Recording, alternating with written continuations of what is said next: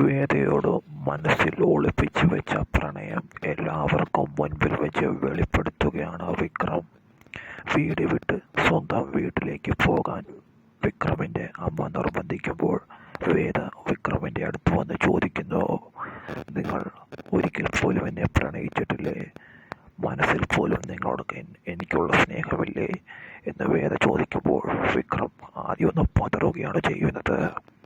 ഒരു നിമിഷത്തേക്ക് വിക്രം പലതും ആലോചിക്കുന്നു. വേദയുടെ നല്ല ഭാവിക്ക് വേണ്ടി തന്നിൽ നിന്ന് അകലണമെന്ന് വിക്രം ആദ്യം ആലോചിക്കുന്നു.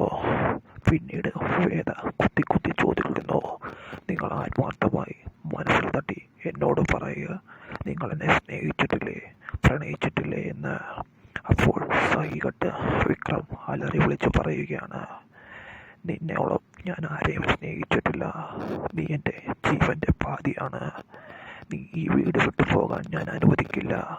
എൻ്റെ അമ്മ അങ്ങനെ പറഞ്ഞു കഴിഞ്ഞാലും നിനക്കെന്നെ വിട്ടു പോകാൻ കഴിയുമോ എന്ന് ചോദിക്കുകയാണ്. നിന്നെ വിട്ട് എനിക്കൊരു ജീവിതമില്ല. ഞാൻ ജീവിതത്തിൽ ആദ്യമായി പ്രണയിച്ച ഒരു സ്ത്രീ നീയാണ് എന്ന് തുറന്നു പറയുകയാണ്. നിനക്കപ്പുറം എനിക്കൊരു പ്രണയം ഇനി ഉണ്ടാവുകയില്ല. നീ വീട് വിട്ടു പോകരുതെന്ന് പറയുകയാണ്.